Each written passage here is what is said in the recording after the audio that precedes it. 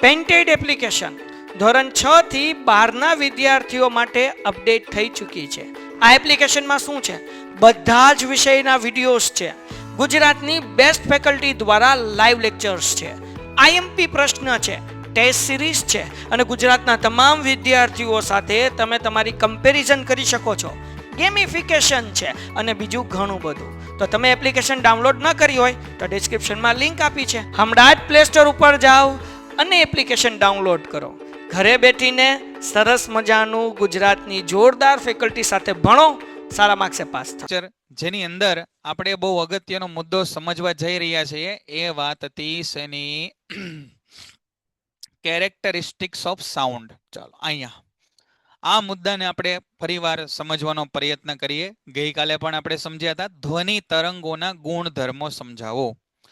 આ ધ્વનિ તરંગોના ગુણધર્મો સમજતા પહેલા આપણે આટલું સમજી લઈએ કે ભાઈ ધ્વનિ તરંગો છે ને, ધ્વનિ તરંગો એ ધ્વનિ તરંગો સાહેબ સંગત તરંગો છે.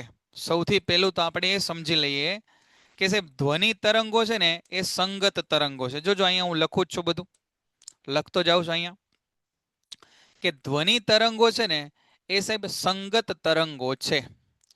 એટલે કે ધ્વનિના પ્રસરણની દિશા અને કણના દોલનની દિશા બંને સમાન છે.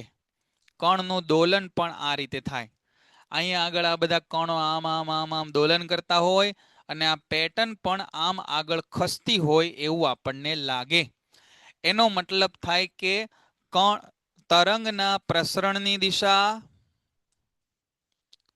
અને પ્રસરણની દિશા અને અહીંયા દોલનની દિશા, દોલનની દિશા આ બંને સમાન છે, એટલે કે સમાંતર છે. એટલા માટે આને આપણે સંગત તરંગ એવું નામ આપ્યું. ધ્વનિ તરંગો છે એ સંગત તરંગો છે.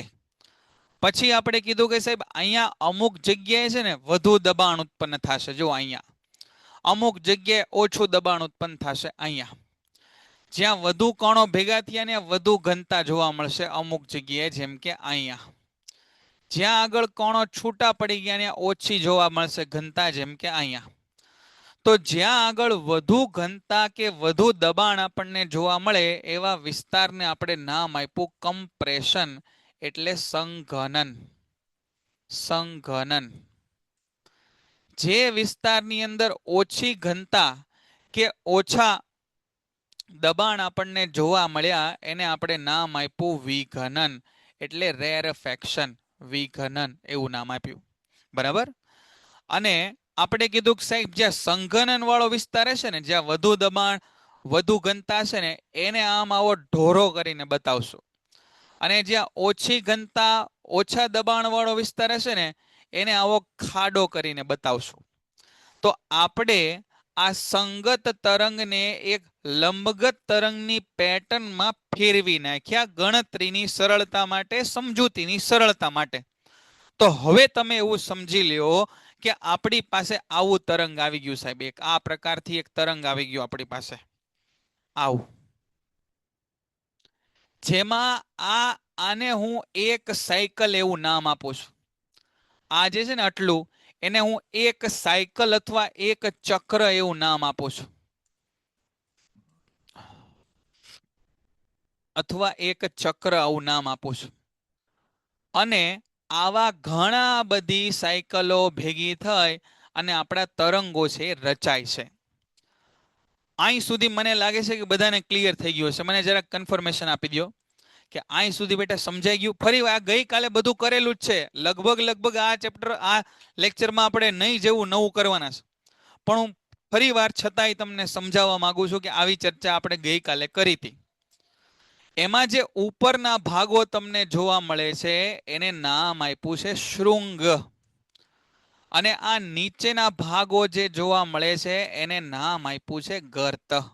આ શૃંગ છે અને આ ગર્ત છે. બરાબર. હવે આના કેટલાક કેરેક્ટરિસ્ટિક એટલે કે એના ગુણધર્મો આપણે જોવા છે. જેમ કે એની ઝડપ જોવી છે, જેમ કે એની આવૃત્તિ જોવી છે, તરંગ લંબાઈ જોવી છે, તો એક બે પ્રોપર્ટી અહીંયા હું તમને બતાવી દઉં, પછી આપણે પુસ્તકમાંથી એનો અભ્યાસ કરીએ. જોજો જરા અહીંયા, જોજો અહીંયા, આ જુઓ તમે, અહીંયા તમને તરંગો દેખાય છે, તરંગો દેખાય છે, અને ક્લિયરલી તમને ખબર પડે છે કે સાહેબ અહીંયા બે તરંગો છે, એક બ્લુ કલરનું તરંગ છે અને એક છે એ બ્લેક કલરનું તરંગ છે. તો તમે જુઓ જરા અહીંયા કે જે બ્લુ કલરનું તરંગ તમને બતાય છે એમાં મહત્તમ ઊંચાઈ તમને આટલી જોવા મળે છે, બરાબર? અને જે બ્લેક કલરનું તરંગ તમને દેખાય છે એમાં તમને મહત્તમ ઊંચાઈ આટલી જોવા મળે છે, આટલી.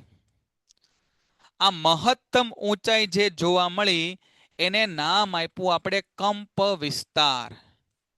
એને નામ આપી દીધું આપણે કંપ વિસ્તાર.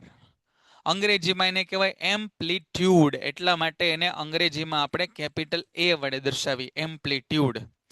તો સોરી, ધારો કે હું ભૂરા તરંગને નામ આપી દઉં પહેલું તરંગ અને આ કાળા તરંગને નામ આપી દઉં બીજું તરંગ, તો તમને ખબર પડી ગઈ કે સાહેબ આ ભૂરું તરંગ છે ને એનો કંપ વિસ્તાર એ આ કાળા તરંગ કરતા ઓછો છે. તો કંપ વિસ્તાર એટલે તમને ખ્યાલ આવી ગયો શું કહેવાય? આને કહેવાય મધ્યમાન સ્થાન. આ જે પીળા કલરની રેખા તમને દેખાય છે એને કહેવાય મધ્યમાન સ્થાન. મધ્યમાન સ્થાનથી તરંગના કણો કેટલા વધુમાં વધુ સ્થાનાંતર કરે છે એને કહેવાય કંપ વિસ્તાર. બોલો, કંપ વિસ્તાર શબ્દ બધાને સમજાઈ ગયો બેટા? કંપ વિસ્તાર શબ્દ બધાને સમજાઈ ગયો કે કંપ વિસ્તાર કોને કહેવાય? વાહ ભાઈ વાહ, બહુ સરસ. ચાલો પછી આપણે ધ્વનિ ઉપર જઈએ. પહેલા તમે તરંગોમાં શબ્દો તો સમજી લ્યો. કંપ વિસ્તાર શબ્દ આપણને ખબર પડી ગઈ. નિશિતભાઈ, નિશિતભાઈને ન ખબર પડે આપણે, બરાબર? બીજા કોને ન ખબર પડી? નિશિતભાઈ, અહીંયા તમને દેખાય છે ભાઈ બે તરંગો. જો એક આ તરંગ, એક આ તરંગ, જેમાં મેક્સિમમ હાઈટ એટલી આવી બેટા, અને એક બીજું તરંગ દોરું અહીં નહીં, એમાં મેક્સિમમ હાઈટ એટલી આવી. તો આનો કંપ વિસ્તાર વધારે, આનો કંપ વિસ્તાર ઓછો. સિમ્પલ, બસ બહુ કોમ્પ્લિકેટેડ નહીં બનાવો યાર, સમજાઈ જાય એવું છે. ચાલો જોજો, હજી એક બીજી આકૃતિ આપણે જોઈએ જેના કારણે વધુ એક કન્સેપ્ટ આપણને ક્લિયર થાય. જોજો અહીંયા ક્યાં ગઈ ભાઈ આકૃતિ આપણી? આ રહી. જોજો જોજો જો, અહીંયા જોજો, અહીંયા જુઓ. તમે ગણો કે એક સેકન્ડમાં આમાં કેટલા, ક્યાં વધારે તરંગો પસાર થાય છે, તમે ગણો જરા. ધારો કે અહીંયા જો નંબર પડે છે, આવા દેખાય? જો 5, 6, 7, 8. હવે જોજો જોજો, અહીંયા જોજો, આ શરૂ થાય ત્યારથી જોજો જરા. ઊંધું થઈ ગયું. જો આ શરૂ થાય ત્યારે તમે જોજો. શરૂ થા, કેમ બંધ થઈ ગયું? કાંઈ વાંધો નહીં, જો હમણાં શરૂ કરીએ પાછું. તમે ધ્યાન આપજો, બે તરંગો અહીંયા છે, બંને તરંગના કંપ વિસ્તાર લગભગ સમાન છે. અહીંયા કંપ વિસ્તારનું બહુ કામ નથી. તમે અહીંયા ધ્યાન રાખજો કે અહીંયાથી ધારો કે એક સેકન્ડમાં કેટલા? 8.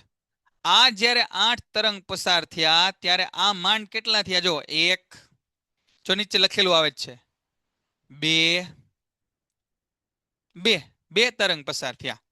ધારો કે આપણે જે સમય માટે ગણીએ છીએ એ સમય 1 સેકન્ડ છે. ધારો કે જેટલા સમય માટે ગણીએ 1 સેકન્ડ સમય છે, તો તમે આવું સમજો, તમે આ રીતે અહીંયા સમજો કે આ પહેલું તરંગ છે ને, પહેલું તરંગ, એની આવૃત્તિ થઈ સાહેબ 8 સાયકલ પ્રતિ સેકન્ડ. 8 સાયકલ પસાર થઈ ગઈ 1 સેકન્ડમાં. માનો કે એ સમય 1 સેકન્ડ હોય તો અહીંયા આગળ સાહેબ 2 સાયકલ પ્રતિ સેકન્ડ પસાર થઈ. બસ આ સાયકલ પર સેકન્ડ છે ને એનું નામ જ આપણે આપ્યું આવૃત્તિ. તો એનો મતલબ સાહેબ આ પહેલા તરંગની આવૃત્તિ કેટલી થઈ? તો કે આની આવૃત્તિ થઈ સાહેબ 8 હર્ટ્ઝ. હર્ટ્ઝ નામના વિજ્ઞાનીના માનમાં આનો એકમ આપણે આપ્યો હર્ટ્ઝ. અને બીજા તરંગની આવૃત્તિ કેટલી થઈ સાહેબ? તો કે બીજા તરંગની આવૃત્તિ થઈ 2 હર્ટ્ઝ. આ આવૃત્તિ થઈ. સમજાણું ભાઈ? આવૃત્તિ શબ્દ બધાને ક્લિયર છે? ક્લિયર છે બધાને આવૃત્તિ શબ્દ? હર્ષરાજભાઈ, હર્ષરાજભાઈ, કેટલી વખત તરંગો પસાર થયા એને આપણે ગણવાના. 1 સેકન્ડમાં કેટલા તરંગો પસાર થયા એ આપણે ગણવાના. જો આ 8 તરંગો પસાર થયા, ધારો કે જે સમય છે 1 સેકન્ડ છે, તો આ 1 2 3 4 5 6 7 8, તો આની આવૃત્તિ કહેવાય 8 તરંગો પ્રતિ સેકન્ડ. આ કેટલા થયા? 1 અને 2, 2 તરંગો પસાર થયા. અહીંયા આગળ આપણે એક ચક્ર કોને કહીએ છીએ દીકરા? એક ચક્ર, જો સાહેબ અહીંથી શરૂ કરો તો ફરી પાછો આવો ભાગ આવે ને, આ એક ચક્ર થયું. સમજાણું? અથવા આવું તમે શરૂ કર્યું તો આ એક ચક્ર થયું. આને તમે એક ચક્ર કહી શકો. અહીંથી શરૂ કરીને અહીંયા પછી આવું આવે ને, કોઈ પણ એક જગ્યાએથી શરૂ કરો ને પાછું એવું આવે. ધારો કે અહીંથી શરૂ કરો ને તમે, અહીંથી, તો અહીંથી શરૂ કરો અહીંયા, આને એક ચક્ર કહેવાય. સમજણ? એક ચક્ર એટલે પાછી પેટર્ન જ્યાંથી રિપીટ થવાની શરૂ થાય ને એને એક ચક્ર કહી દેવાનું. ખબર પડી? તો આની આવૃત્તિ છે 8 હર્ટ્ઝ થઈ, આની આવૃત્તિ 2 હર્ટ્ઝ થઈ. બોલો, આટલું બધાને ક્લિયર થઈ ગયું? ચાલો હવે આપણે આપણા ચેપ્ટરની અંદર ફરી પાછા આવી જઈએ. તો હવે આપણને થોડું વધારે સમજાશે આમાં. હર્ટ્ઝ એકમ છે સોનાક્ષીબેન, જેમ આપણે કેવું કીધું કે 5 મીટર, 2 સેન્ટીમીટર, એવી રીતે હર્ટ્ઝ એક એકમ છે. હર્ટ્ઝ આપણે આવું કીધું ને, આ કીધું આપણે કે સાયકલ પર સેકન્ડ. સાયકલ પર સેકન્ડ, આ સાયકલ પર સેકન્ડ ને જ આપણે હર્ટ્ઝ નામ આપી દીધું દીકરા. ચક્ર, આટલા ચક્ર પ્રતિ સેકન્ડમાં પૂરા થયા ને એને જ હર્ટ્ઝ નામ આપી દીધું.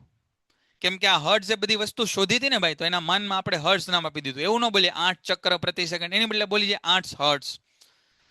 2 સાયકલ પર સેકન્ડ એની બદલે બોલી જાય 2 હર્ટ્ઝ. સમજાણું? તો એ હર્ટ્ઝના નામ ઉપરથી, હર્ટ્ઝ નામના વિજ્ઞાની ઉપરથી આપણે એના માનમાં આ નામ આપી દીધું.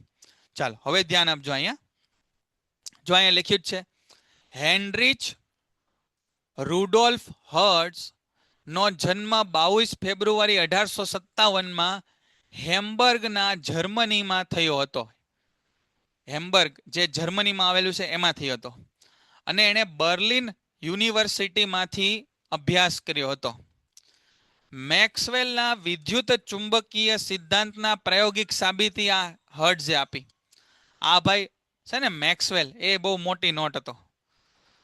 તેણે રેડિયો, ટેલિવિઝન, ટેલિગ્રાફ તેમજ ટેલિવિઝનના ભવિષ્યના વિકાસ માટેનો પાયો નાખ્યો. જો જેટલા પણ અત્યારે આપણે સાંભળીએ છીએ રેડિયો, ટેલિવિઝન, આ બધું એક જગ્યાએથી બીજી જગ્યાએ જે તરંગો પહોંચે છે ને એના માટેનું કામ આ ભાઈએ કર્યું હતું. પ્રકાશ વિદ્યુત પ્રભાવની પણ શોધ એણે કરી હતી. અને આલ્બર્ટ આઇન્સ્ટાઈનને વ્યાખ્યાયિત, જેણે બાદમાં આલ્બર્ટ આઇન્સ્ટાઈને વ્યાખ્યાયિત કર્યું આ પ્રકાશ વિદ્યુતને.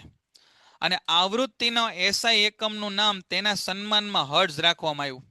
અને આવૃત્તિનો એકમ તે હર્ટ્ઝના માનમાં આપણે રાખેલો છે. બરાબર? ચાલો જોઈએ આપણે આગળ.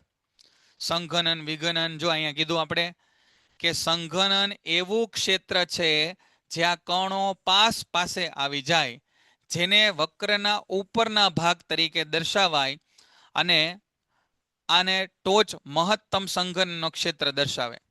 આમ સંઘનનમાં ઘનતા અને દબાણ બંને વધારે હોય. જે સમજાયું એ વાંચું છું અહીંયા.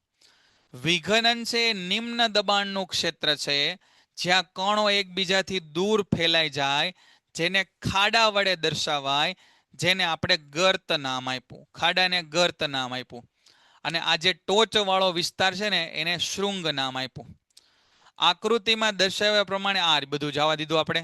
પછી તરંગ લંબાઈ, એ એક શબ્દ આપણે તમને કહેવાનો રહી ગયો, એને પણ વ્યાખ્યાયિત કરી દઈએ. તરંગ લંબાઈ, તરંગ લંબાઈ કોને કહેવાય સાહેબ? તરંગ લંબાઈ તો જુઓ સાહેબ, આ તરંગ, આ બ્લુ કલરનું તરંગ તમે વિચારો, તો આ બ્લુ કલરનું તરંગ જુઓ સાહેબ, આ એક સાયકલ,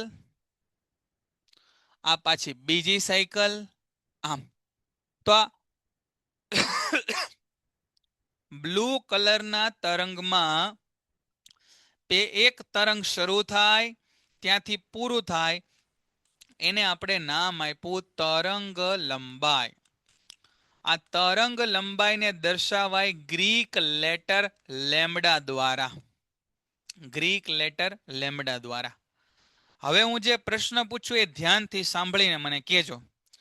આ ભૂરા તરંગ એને નામ આપું 1 અને આ કાળું તરંગ એને નામ આપું 2. પ્રશ્ન આવો છે, કયા તરંગની તરંગ લંબાઈ વધુ છે, પહેલાની કે બીજાની? કયા તરંગની તરંગ લંબાઈ વધુ છે, પહેલાની કે બીજાની? બીજો પહેલો, બીજો પહેલો, બીજો પહેલો.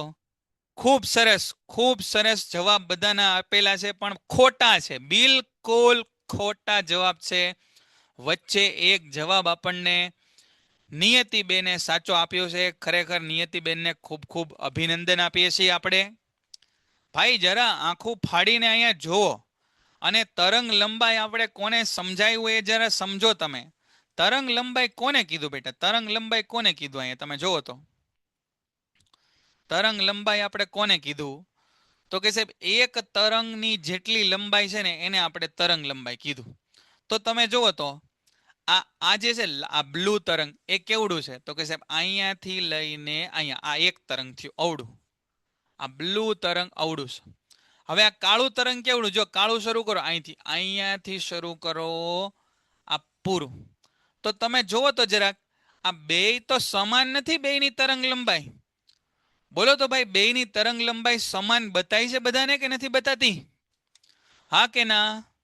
સમાન બતાય છે તરંગ લંબાઈ. બસ ભલે તમે 1 2 જવાબ પહેલા દીધો બરાબર, ચાલો નહોતું સમજાણું, પણ તમને ખ્યાલ આવ્યો હવે કે આ બંનેની તરંગ લંબાઈ છે સમાન છે. અચ્છા, કોનો કંપ વિસ્તાર વધારે છે, પહેલાનો કે બીજાનો? કંપ વિસ્તાર. કંપ વિસ્તાર એને એમ્પ્લિટ્યુડ કહેવાય. કંપ વિસ્તાર એને એમ્પ્લિટ્યુડ કહેવાય. કોનો કંપ વિસ્તાર વધારે છે, પહેલાનો કે બીજાનો? તો કે સાહેબ બીજાનો. કંપ વિસ્તાર એટલે મધ્યમાન સ્થાનથી મહત્તમ અંતર. આ અંતર જોવો સાહેબ ઓછું, આ અંતર જોવો સાહેબ વધારે. તો પહેલાનો કંપ વિસ્તાર ઓછો છે, બીજાનો કંપ વિસ્તાર વધારે છે. સમજાણું? કંપ વિસ્તાર કોને કહેવાય, આવૃત્તિ કોને કહેવાય, તરંગ લંબાઈ કોને કહેવાય. હવે આપણે જોવું છે કે આવર્તકાળ કોને કહેવાય. હજી એક શબ્દ આપણે સમજવો છે, આવર્તકાળ કોને કહેવાય. આવર્તકાળ કોને કહેવાય? આવર્તકાળનો મતલબ થાય એક ચક્ર પૂર્ણ કરતા લાગતો સમય. એક ચક્ર પૂર્ણ કરતા લાગતો સમય. લાગતો સમય એને આવર્તકાળ કહેવાય. એક ચક્ર પૂર્ણ કરતા લાગતા સમયને આવર્તકાળ કહેવાય. ઉદાહરણ તરીકે એક પંખો આપણે અહીંયા ધ્યાનમાં લીધો. ધારો કે સાહેબ આ પંખો અડધી સેકન્ડમાં અહીંયાથી શરૂ કરે ફરવાનું, ફરતો ફરતો ફરતો ફરતો ફરી પાછો અહીંયા પહોંચે, ત્યારે અડધી સેકન્ડ જો થતી હોય તો આ પંખાનો આવર્તકાળ અડધી સેકન્ડ કહેવાય. બરાબર? આવર્તકાળ એટલે એક ચક્ર પૂરું કરતા લાગતો સમય. તો તમે મને કહો, પૃથ્વી સૂર્યની ફરતે પ્રદક્ષિણા કરે છે, એના એક ચક્રનો આવર્તકાળ એટલે એક ચક્રનો જ કહેવાય આવર્તકાળ. એટલે એનો આવર્તકાળ કેટલો છે? ટૂંકમાં પ્રશ્ન આપણો આ છે કે પૃથ્વીના, વાહ ભાઈ વાહ, 365 દિવસ. ખૂબ સરસ જૈનિશભાઈ, તમે સમજી ગયા 365 દિવસ કઈ રીતે આવ્યો? 365 દિવસ કે સાહેબ પૃથ્વીને સૂર્યનું એક ચક્ર પૂરું કરતા, સૂર્ય ફરતે એક ચક્ર પૂર્ણ કરતા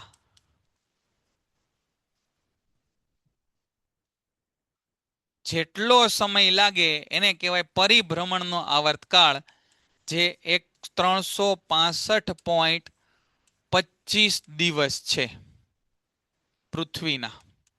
બરાબર? 365 એ તમે કીધું એ સાચું જ છે. હવે તમે મને કહો કે પૃથ્વીના ધરીભ્રમણનો આવર્તકાળ કેટલો છે? ધરીભ્રમણનો આવર્તકાળ કેટલો છે? ધરીભ્રમણનો આવર્તકાળ કેટલો? ધરીભ્રમણ એટલે પૃથ્વી પોતાની ધરીની ફરતે જેટલા સમયમાં ફરે એ એક ચક્ર માટે બહુ સરસ, અતિ ઉત્તમ 24 કલાક, 1 દિવસ. બરાબર, બિલકુલ સાચો જવાબ છે તમારો. બિલકુલ સાચો જવાબ છે 24 કલાક છે. 24 કલાક. તો ટૂંકમાં તમને ખ્યાલ આવી ગયો કે આવર્તકાળ એટલે શું થાય. આવર્તકાળ એટલે શું થાય? તો કે સાહેબ આવર્તકાળ એટલે એક ચક્ર પૂર્ણ કરતા લાગતો સમય. લાગતો સમય, બસ એને જ આપણે આવર્તકાળ એવું નામ આપ્યું. સમજાણું? 10 વાગે લેક્ચર આપણો પૂરો થશે દીકરા. ખબર પડી ગઈ? તો આટલા શબ્દો આપણે આજે સમજ્યા. આટલા શબ્દો આજે આપણે સમજ્યા. પહેલો શબ્દ સમજ્યા આપણે આજે આવૃત્તિ. પછી એક શબ્દ આપણે સમજી ગયા આવર્તકાળ. પછી એક શબ્દ આપણે સમજ્યા કંપ વિસ્તાર. કંપ વિસ્તાર. પછી એક શબ્દ આપણે સમજી ગયા તરંગ લંબાઈ. તરંગ લંબાઈ. આવૃત્તિને ફ્રીક્વન્સી કહેવાય એટલે એની સંજ્ઞા સ્મોલ એફ થાય. આવર્તકાળને ટાઈમ પીરિયડ કહેવાય એટલે એની સંજ્ઞા કેપિટલ ટી થાય. કંપ વિસ્તારને એમ્પ્લિટ્યુડ કહેવાય એટલે એની સંજ્ઞા કેપિટલ એ થાય. તરંગ લંબાઈને વેવ લેન્થ કહેવાય પણ એની સંજ્ઞા લેમ્ડા. જેણે દઈ દીધી એને દઈ દીધી. બરાબર, મોકલી દઈશું પીડીએફ બેટા. આપણે આટલા કન્સેપ્ટ આપણે સમજ્યા. એને હવે થોડા પુસ્તકમાંથી આપણે ફરીવાર વાંચન કરીએ. ચાલો, તો અહીંયા જોયું આપણે કે બે ક્રમિક, જોજો હવે આપણે વાત કરીએ ફરી પાછું. બે ક્રમિક સંઘનન અથવા બે ક્રમિક વિઘનન વચ્ચેના અંતરને તરંગ લંબાઈ કહેવાય. આપણે ચક્ર કોના ઉપરથી ગોઠવ્યા સાહેબ? તો કે સંઘનન અને વિઘનન ઉપરથી. તો અહીંયા એક સંઘનન શરૂ થયું, ફરી પાછું અહીંયા એક સંઘનન શરૂ થયું, તો આ બે સંઘનન વચ્ચેનો જે અંતર છે એને જ આપણે તરંગ લંબાઈ કીધું. તો તમે જુઓ તરંગ લંબાઈ આટલી જ મળશે આપણને. જુઓ આટલી તરંગ લંબાઈ મળે. અથવા આવું વિઘનન ક્યાં? તો કે જો આ વિઘનનનું સેન્ટર અહીંયા, બીજું વિઘનનનું સેન્ટર અહીંયા, તો આ બે વિઘનન વચ્ચેના અંતરને પણ તરંગ લંબાઈ કહેવાય. સમજાણું? અથવા એક આ સંઘનન શરૂ થયું ત્યાંથી આ બીજું સંઘનન શરૂ થયું ત્યાં સુધીનું અંતર, એને આપણે તરંગ લંબાઈ કીધું. આવર્તકાળ ફાતિમા બેન, આવર્તકાળ એટલે એક ચક્ર પૂરું થતા લાગતો સમય. એક ચક્ર પૂર્ણ થતા લાગતો સમય. પીડીએફ મોકલી દેશો બેટા, જેમ આપણે રોજ મોકલીએ છીએ એ રીતે. એટલે એના માટે મને કહેવાની જરૂરિયાત હાલમાં છે નહીં. બરાબર? તો અહીંયા તમે જુઓ તરંગ લંબાઈને સામાન્ય રીતે લેમ્ડા, આવો ઊંધો વાય, ગ્રીક અક્ષર લેમ્ડા વડે દર્શાવાય છે. તરંગ લંબાઈ એનું નામ જ છે લંબાઈ. તો બોલો તરંગ લંબાઈનો એસઆઈ એકમ શું થતો હશે? તો કે એનો એસઆઈ એકમ હશે સાહેબ મીટર. કેમ કે એનું નામ જ તે લંબાઈ છે ને, તો લંબાઈનો એકમ શું થાય? મીટર થાય. એટલા માટે એનો એકમ મીટર છે. ચાલો પછી જુઓ, આ બધું આપણે સમજ્યા. અહીંયા વાંચી લઈએ. આવૃત્તિથી આપણને ખ્યાલ આવે છે કે કોઈ એક ઘટના, જો આવૃત્તિ કોને કહેવાય? તો કે કોઈ એક ઘટના એકમ સમયમાં કેટલી વખત પુનરાવર્તિત થઈ રહી છે. આપણે કીધું ને સાયકલ પ્રતિ સેકન્ડ કેટલી વખતમાં. ધારો કે આપણે ડ્રમ વગાડીએ છીએ, ડ્રમ. અને આ ડ્રમ બીટ આપણે ટ્રર 1 સેકન્ડમાં 10 વખત આપણે ડંગ ડંગ ડંગ ડંગ એવું કરી નાખીએ તો આ ડ્રમ બીટની આવૃત્તિ 10 કહેવાય. કે 1 સેકન્ડમાં સાહેબ તમે ડ્રર 10 વાર કરી નાખ્યું તો 10 આવૃત્તિ કહેવાય. 1 સેકન્ડમાં આપણે ઢઢ 5 વાર કરીએ તો આવૃત્તિ 5 સેકન્ડ કહેવાય. તો આવૃત્તિ એટલે કોઈ ઘટના એકમ સમયમાં, એકમ સમય એટલે આપણે 1 સેકન્ડ લીધું, એમાં કેટલી વાર પુનરાવર્તિત થાય એને આવૃત્તિ કહેવાય. માની લો કે તમે કોઈ ઢોલ વગાડો છો, તમે ઢોલને એકમ સમયમાં જેટલી વાર વગાડશો તે તમારા ઢોલની વગાડવાની આવૃત્તિ છે. એકમ સમયમાં 1 સેકન્ડમાં તમે ટ્રર 5 વાર વગાડ્યો, ટ્રર 10 વાર વગાડ્યો 1 સેકન્ડમાં, તો એ કહેવાય. જ્યારે ધ્વનિ કોઈ માધ્યમમાં પ્રસરણ પામે છે, બોલો અહીં સુધી બેટા ક્લિયર છે? આ આપણે વાંચ્યું એટલું બધું ભણ્યા છે અને હવે વાંચીએ છીએ પુસ્તકમાંથી, બરાબર? ભણ્યા એને પુસ્તકમાંથી વાંચીએ, બહુ ધીમે ધીમે આ ચેપ્ટરમાં આપણે જઈએ છીએ. થોડોક સમય લાગે છે પણ કાંઈ વાંધો નહીં, ભલે સમય લાગતો, બરાબર? આડી અવડી મહેરબાની કરીને ચર્ચા કરવી નહીં. ત્યારે માધ્યમની ઘનતા કોઈ મહત્તમ અથવા લઘુત્તમ મૂલ્યમાં બદલાય છે. ઘનતાના અધિકતમ મૂલ્યથી લઘુત્તમ મૂલ્ય સુધી જઈ ફરી અધિકતમ મૂલ્ય સુધી પહોંચે ત્યાં સુધી એક દોલન પૂરું થયું એમ કહેવાય. હવે જોજો, હવે જરા સમજજો. પેલું તો આપણે સમજી ગયા સાહેબ કે ડ્રમ બીટ આપણે છે 1 સેકન્ડમાં 10 વખત વગાડ્યું તો એની આવૃત્તિ 10 કહેવાય. પણ આ ધ્વનિ તરંગની અંદર કઈ રીતે સમજવું? ધ્વનિ તરંગની અંદર આવૃત્તિ કઈ રીતે સમજવી?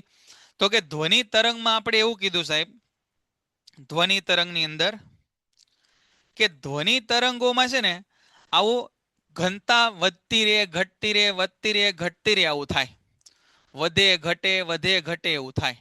તો તમે ગણો, તમે અહીંયા કેલ્ક્યુલેટ કરો કે 1 સેકન્ડમાં, જો અહીંયા શું હશે, જ્યારે અવાજ શરૂ થશે ને ત્યારે અહીંયા બધા કણો ભેગા થાય, પછી છૂટા પડે, ભેગા થાય, છૂટા પડે. કોઈ એક જગ્યા ઉપર આવું ભેગા થાય, છૂટા થાય, ભેગા થાય, છૂટા થાય, આવી ઘટનાઓ ચાલુ રહેશે. તો આ કણો પહેલા ભેગા થયા, પછી છૂટા પડ્યા, પછી પાછા ભેગા થયા, એને એક સાયકલ કહેવાય. ધ્વનિની ભાષામાં એને એક સાયકલ કહેવાય. કે આ કણો ભેગા થયા, છૂટા પડ્યા, ફરી પાછા ભેગા થયા, એક સાયકલ. ફરી પાછા છૂટા થયા, ભેગા થયા, બીજી સાયકલ. ફરી પાછા છૂટા થયા, ભેગા થયા, ત્રીજી સાયકલ. એમ ભેગા હોય એમાંથી છૂટા થાય, વળી પાછા ભેગા બને, ભેગા થાય, એને એક સાયકલ કહેવાય. તો આવું 1 સેકન્ડમાં કેટલી વાર થાય છે? તો કે 1 સેકન્ડમાં સાહેબ એ 10 વખત ભેગા થયા, છૂટા પડ્યા, પાછા ભેગા થયા, ભેગા થયા, છૂટા પડ્યા, પાછા ભેગા થયા. આવું 10 વખત થઈ ગયું 1 સેકન્ડમાં, તો આવૃત્તિ 10 કહેવાય. આવું 20 વાર થઈ ગયું તો 20 કહેવાય. આવૃત્તિ એટલે 1 સેકન્ડમાં ઘટના કેટલી વાર પુનરાવર્તિત થાય એને આવૃત્તિ કહેવાય. ઉદાહરણ તરીકે હું 1 સેકન્ડમાં, તમે આવી જાઓ, જલ્દી કામ કરો એમ કરીને 10 શબ્દો બોલી ગયો તો મારી બોલવાની આવૃત્તિ 10 કહેવાય. તો આવી ઘટના જે આપણે તરંગ ભણીએ છીએ, ધ્વનિ તરંગ, એમાં કઈ છે? તો કે સાહેબ ધ્વનિ તરંગોમાં કણો છે ને પાસે આવે, દૂર જાય, ફરી પાસે આવે, દૂર જાય, પાસે આવે, દૂર જાય, પાસે આવે, દૂર જાય. સમજાણું? તો આ કણો પાસે હતા, એ દૂર ગયા અને પાછા પાસે આવ્યા, એ એક સાયકલ થઈ. ફરી પાછા દૂર ગયા, પાસે આવ્યા, બીજી સાયકલ થઈ. ફરી પાછા પાસે હતા એ દૂર ગયા, પાસે આવ્યા, ત્રીજી સાયકલ થઈ. ફરી પાછા પાસે હતા એ દૂર ગયા, પાસે આવ્યા, ચોથી સાયકલ થઈ. એવું 1 સેકન્ડમાં કેટલી વાર થાય એને ધ્વનિ માટેની આવૃત્તિ કહેવાય. બોલો, સાદી જે આવૃત્તિ આપણે સમજાવી એના ઉપરથી ધ્વનિ માટેની આવૃત્તિ કેટલી છે એ ખ્યાલ આવ્યો બધાને? સમજાણું કે નહીં? હે ને? હા. ધ્વનિમાં હવાના કણો ભેગા થાય, છૂટા પડે, ભેગા થાય, છૂટા પડે, ભેગા થાય. પેન્ટેડ એપ્લિકેશન ધોરણ 6 થી 12ના વિદ્યાર્થીઓ માટે અપડેટ થઈ ચૂકી છે. આ એપ્લિકેશનમાં શું છે? બધા જ વિષયના વિડીયોઝ છે. ગુજરાતની બેસ્ટ ફેકલ્ટી દ્વારા લાઈવ લેક્ચર્સ છે, આઈએમપી પ્રશ્ન છે, ટેસ્ટ સિરીઝ છે અને ગુજરાતના તમામ વિદ્યાર્થીઓ સાથે તમે તમારી કમ્પેરિઝન કરી શકો છો. ગેમિફિકેશન છે અને બીજું ઘણું બધું. તો તમે એપ્લિકેશન ડાઉનલોડ ન કરી હોય તો ડિસ્ક્રિપ્શનમાં લિંક આપી છે. હમણાં જ પ્લે સ્ટોર ઉપર જાઓ અને એપ્લિકેશન ડાઉનલોડ કરો. ઘરે બેઠીને સરસ મજાનું ગુજરાતની જોરદાર ફેકલ્ટી સાથે ભણો, સારા માર્ક્સે પાસ થાઓ. થાય છૂટા પડે તો આ ભેગા થાય છૂટા પડે ભેગા થયા એક સાયકલ, ભેગા થાય છૂટા પડે ભેગા થાય બીજી સાયકલ. બીજું સમજાવવું હજી, એક લોલક છે, એક લોલક છે.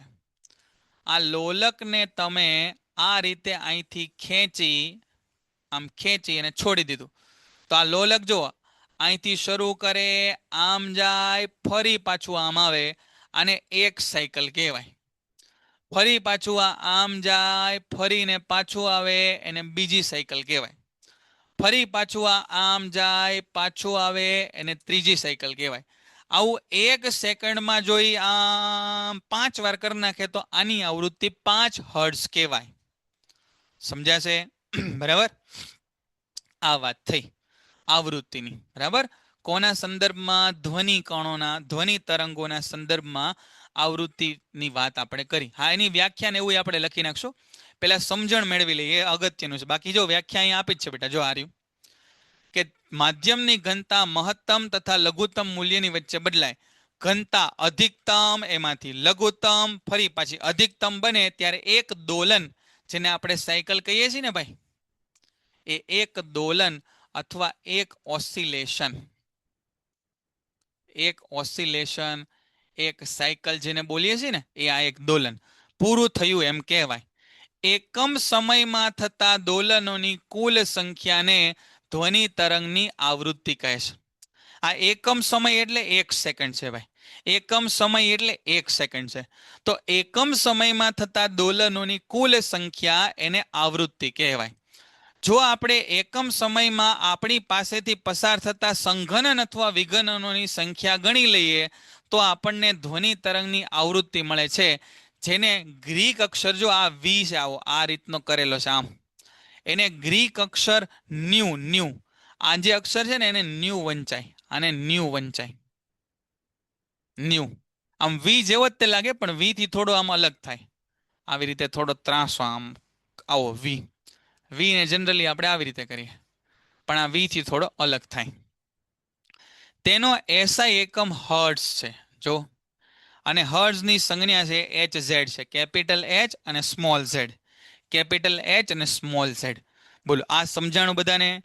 સંઘનન, વિઘનન, સંઘનન, એક સાયકલ, સંઘનન, વિઘનન, સંઘનન, બીજી સાયકલ. આવી 1 સેકન્ડમાં જેટલી સંઘનન, વિઘનન, સંઘનન, સંઘનન, વિઘનન, સંઘનન આવી સાયકલો થાય એને આવૃત્તિ કહેવાય. આ આવૃત્તિ ગણવા માટેનો એકમ આપણે આપ્યો હર્ટ્ઝ. આવૃત્તિ ગણવા માટે સંઘનન, વિઘનન, સંઘનન, એક ચક્ર. આવું સંઘનન, વિઘનન, સંઘનન આવું થતા જેટલો સમય લાગે ને એને આવર્તકાળ કહેવાય. જો 2 ક્રમિક સંઘનન કે 2 ક્રમિક વિઘનન, 2 ક્રમિક સંઘનન કે 2 ક્રમિક વિઘનન કોઈ નિશ્ચિત બિંદુ પાસેથી પસાર થવા માટે લાગતા સમયને તરંગનો આવર્તકાળ કહે છે. બીજા શબ્દોમાં, માધ્યમની ઘનતાના એક સંપૂર્ણ દોલન માટે લીધેલા સમયને આવર્તકાળ. આ વધારે સારી વ્યાખ્યા છે.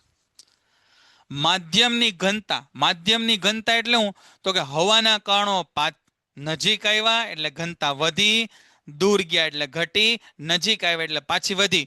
તો આ વધારે હતી એમાંથી ઘટી વધી, આને કહેવાય એક ચક્ર. વધારે ઘનતા હતી એ ઘટી વધી, આને કહેવાય બીજું ચક્ર.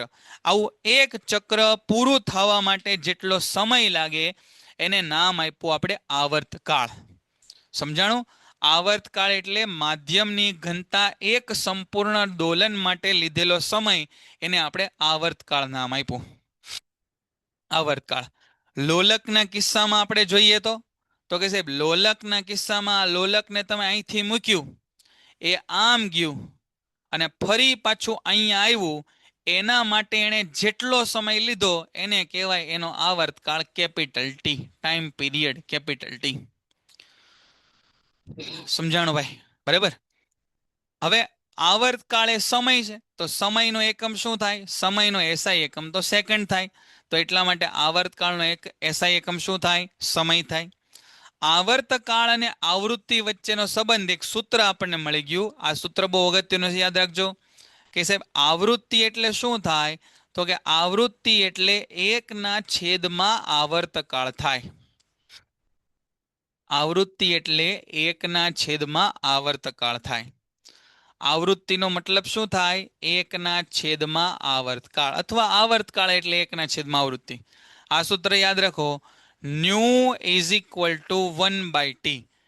New is equal to 1/t. આ સંજ્ઞાને ન્યુ વંચાય. New is equal to 1/t. T એટલે ટાઈમ પીરિયડ, આવર્તકાળ, અને ન્યુ એટલે આવૃત્તિ. સૂત્રની આપણે વાત કરી. કોઈ વાદ્ય વૃંદમાં, વાદ્ય વૃંદ એટલે ઓર્કેસ્ટ્રા, કેમ બેન્ડ બાજા હોય આપણા, એ બેન્ડ બાજાને શું કહેવાય? વાદ્ય વૃંદ. બરાબર. પણ વાદ્ય વૃંદ એટલે સમજો કે જેમ કેમ કીર્તિદાનનો ડાયરો હોય, એની અંદર બધા વગાડવા વાળા હોય ને, ટૂંકમાં એના તબલા અને હાર્મોનિયમ, મંજીરા, બેન્જો બધું વગાડે ને, એને વાદ્ય વૃંદ કહેવાય, ઓર્કેસ્ટ્રા. એમાં વાયોલિન તથા વાંસળી એક સાથે વગાડવામાં આવે. ઓર્કેસ્ટ્રા એમાં વાયોલિન તથા ઓર્કેસ્ટ્રા એટલે આ બધા સાધનો બધા સાથે વગાડે, એ ઓર્કેસ્ટ્રા. બરાબર ને? ઓર્કેસ્ટ્રા એને જ કહેવાતું હશે ને, એને જ કહેવાય. વાદ્ય વૃંદમાં, ઓર્કેસ્ટ્રામાં વાયોલિન તથા વાંસળી એક સાથે વગાડવામાં આવે. બંને ધ્વનિ એક જ માધ્યમમાં અર્થાત હવામાં ગતિ કરી રહ્યા છે અને આપણા કાન સુધી સમાન સમયમાં પહોંચે. સ્ત્રોતને ધ્યાનમાં લીધા સિવાય ઉત્પન્ન થતા બંને ધ્વનિ સમાન વેગથી ગતિ કરે, પરંતુ જે ધ્વનિ આપણે સાંભળીએ છીએ તે જુદા છે. શું કે સમજો કે અહીંયા ભાઈ 2-4 સાધનોનો અવાજ આવે છે. તબલા વાગે છે, મંજીરા વાગે છે, હાર્મોનિયમ વાગે છે. તો તબલા અને મંજીરા વાળા બે બાજુમાં બેઠા હોય તો મને તબલા અને મંજીરા બેયનો અવાજ એક સાથે સંભળાશે, પણ મને ખબર પડશે કે આ તબલાનો અવાજ છે ને આ મંજીરાનો અવાજ છે. આવું મને સમજાશે કે ભાઈ આ તબલાનો અવાજ આવ્યો સાહેબ, આ મંજીરાનો. આનું કારણ ધ્વનિ સાથે સંકળાયેલા જુદા જુદા ગુણધર્મો છે. કે ભાઈ તબલાનો ધ્વનિ છે ને સાહેબ, એના અલગ ગુણધર્મ, મંજીરાના ધ્વનિના અલગ ગુણધર્મ, વાયોલિનના ધ્વનિના અલગ ગુણધર્મ. એવા કેટલાક ગુણધર્મો, એમાં પૈકી એક ગુણધર્મ છે પીચ છે. તો આ ગુણધર્મ ધ્વનિના આપણે અત્યારે નથી શરૂ કરવા, એને આપણે નેક્સ્ટ લેક્ચરની અંદર શરૂ કરશું. તો આપણે આજના દિવસમાં જેટલું પણ કામ કર્યું, આપણે આજે છે એ આટલા પેજની ચર્ચા કરી. એક આ પેજ નંબર 130, 131, બસ આટલી જ તે ચર્ચા કરી ખાલી. આટલા બધામાં આટલો બધો સમય વયો ગયો. 2 પેજ આપણે જોયા, 130 અને 131. 131માં હજી થોડું વાંચવાનું બાકી છે. તો આને તમે ફરીવાર ધ્યાનથી વાંચજો અને લખજો. વાંચજો અને લખજો એમ કહું છું. બરાબર. ઘર કામમાં શું કરવાનું છે ભાઈ? ઘર કામમાં તો કે ઘર કામની અંદર પેજ નંબર 130 અને 131 એને વાંચવા અને લખવા. ખાસ વાંચવાના અને લખવાના છે. તો અને તો જ આ યાદ રહેશે, અન્યથા યાદ રહેશે નહીં. આ મેં સમજાયું હોય તમને સમજાઈ જશે, પણ જેવા એકાદ દિવસ થશે તો એ પાછું ભૂલાઈ જશે. બરાબર. એટલે ઘરકામમાં આપણે શું કરવાનું છે? પેજ નંબર 130 અને 131 એને વાંચવા, લખવા અને સૌથી અગત્યનું કામ એને સમજવાના છે. એને સમજવાના. સૌથી અગત્યનું કામ છે એને સમજવાનું. બરાબર. તો ભાઈ આપણો કાર્યક્રમ આજે હંકેલી લઈએ અહીંયા. બરાબર. આવતીકાલે ફરી પાછા મળીએ ત્યારે આ બધું ચેપ્ટરમાં આગળની પ્રક્રિયાઓ પછી જોશું. ઘણું લાંબુ ચેપ્ટર લે, કાંઈ વાંધો નહીં, સમય છે આપણી પાસે. બરાબર. પછી પાછું વાર્ષિક પરીક્ષાના અસાઇનમેન્ટો એનું બધું રિવિઝન આપણે કરશું. બરાબર. તો આટલું કામ આપણે રાખીએ. બધાને શુભકામનાઓ. જય હિન્દ, જય ભારત. મળીએ પાછા. પેઇન્ટેડ એપ્લિકેશન ધોરણ 6 થી 12ના વિદ્યાર્થીઓ માટે અપડેટ થઈ ચૂકી છે. આ એપ્લિકેશનમાં શું છે? બધા જ વિષયના વિડીયોઝ છે. ગુજરાતની બેસ્ટ ફેકલ્ટી દ્વારા લાઈવ લેક્ચર્સ છે. આઈએમપી પ્રશ્ન છે, ટેસ્ટ સિરીઝ છે અને ગુજરાતના તમામ વિદ્યાર્થીઓ સાથે તમે તમારી કમ્પેરિઝન કરી શકો છો. ગેમિફિકેશન છે અને બીજું ઘણું બધું. તો તમે એપ્લિકેશન ડાઉનલોડ ન કરી હોય તો ડિસ્ક્રિપ્શનમાં લિંક આપી છે. હમણાં જ પ્લે સ્ટોર ઉપર જાઓ અને એપ્લિકેશન ડાઉનલોડ કરો. ઘરે બેઠીને સરસ મજાનું ગુજરાતની જોરદાર ફેકલ્ટી સાથે ભણો, સારા માર્ક્સે પાસ થાઓ.